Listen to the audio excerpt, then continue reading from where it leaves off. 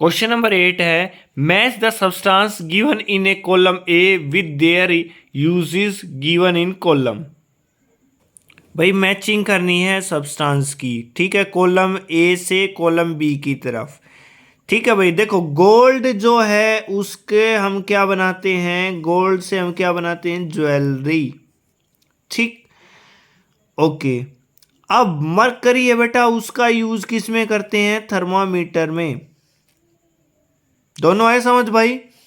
अब जो हमारा एल्यूमिनियम है उसका यूज करते हैं रैपिंग फूड। ठीक, और कार्बन का यूज कहां करते हैं,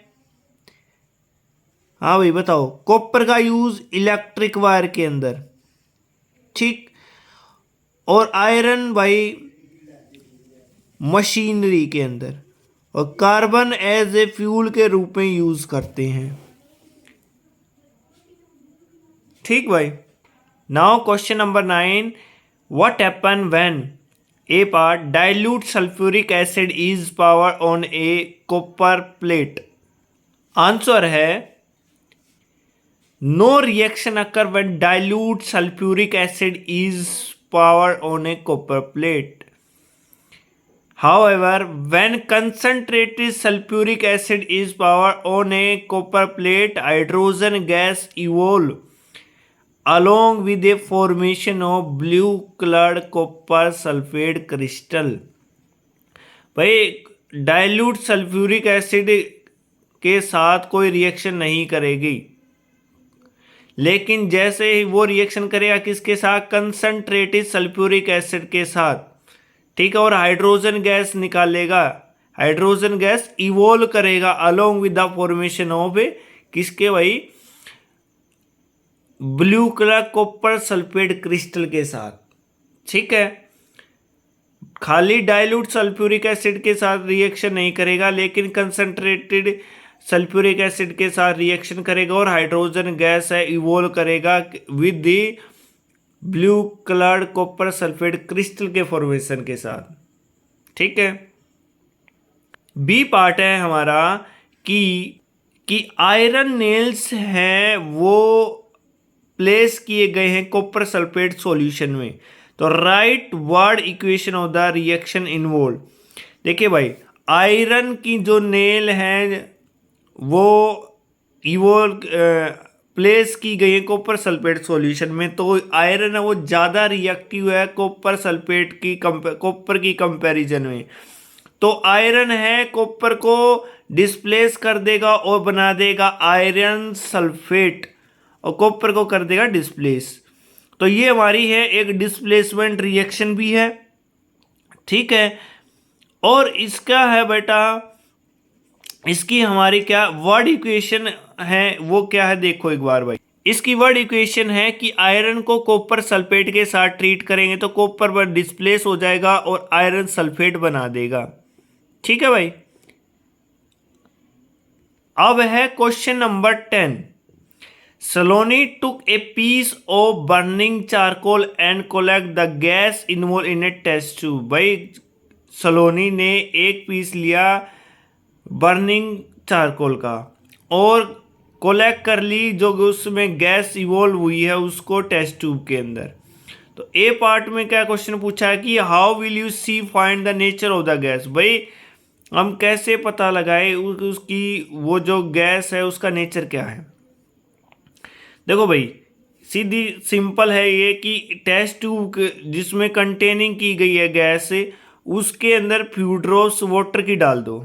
ठीक है, और उस टेस्ट ट्यूब को कर दो कवर और उसको अच्छे से शेक कर लो। जैसे ही शेक करेंगे तो जो उसमें है ना, हमें ब्लू लिटमस और रेड लिटमस से डाल के देखना है। अगर वो चेंज हो जाता है ब्लू लिटमस किसमें, रेड में, तो हमें पता लग जाएगा कि गैस जो है वो एसिडिक इन नेचर है। ठीक है, वहीं अगर रेड लिटमस चेंज हो जाएगा ब्लू लिटमस में तो वहां पर क्या है, गैस का है नेचर क्या है, बेसिक इन नेचर है। बट चारकोल क्या है बेटा, चारकोल क्या है? चारकोल है बेटा वो एक नॉन मेटल है और इसीलिए वो एसिडिक इन नेचर है।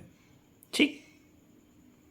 अब part B, write down word equation of all the reaction taking place in this process. भाई वो इक्वेशन लिखनी है हमें।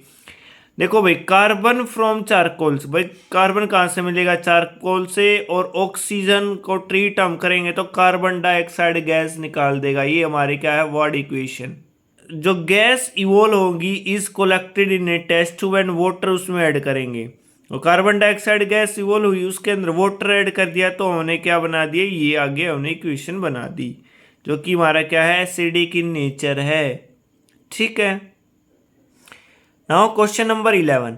One day Rita went to a jeweller. भाई रीटा है ज्वेलरी शॉप पर गई विद हर मदर, अपनी मदर के साथ।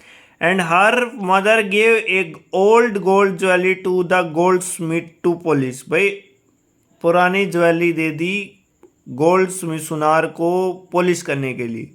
Next day when they brought the jewellery back they found that there is A slight loss in its wait.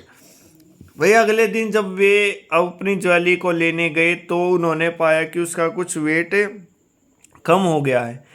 तो can you suggest a reason for the loss in weight. भाई आप reason बता सकते हैं कि किस कारण से हुआ। ठीक है, क्वेश्चन आया बेटा समझ। अब इसका आंसर समझिए।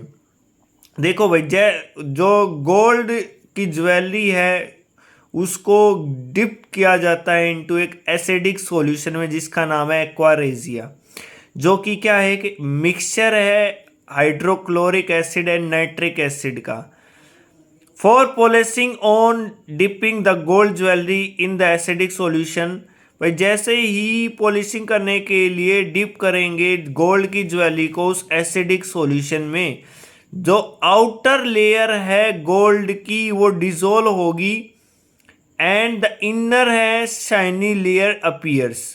जो आउटर लेयर है वो उसमें डिसॉल्व हो जाएगी और इनर जो नीचे वाली लेयर है वो शाइन करने लगेगी, जिसकी वजह से जो कि this cause a slight loss in its weight, जो कि है जिसकी वजह से उसका थोड़ा सा जो वेट है वो कम हो जाता है, क्योंकि उसकी आउटर लेयर है वो डिसॉल्व हो गई है उस सॉल्यूशन के अंदर। ठीक है भाई, इसकी वजह से उसका वेट है वो स्लाइटली कम हो जाता है। ठीक है भाई। सो आपके क्वेश्चन एनसीईआरटी के क्वेश्चन यहीं तक थे बेटा और कंप्लीट एक्सरसाइज हो गई है। Okay, have a nice day.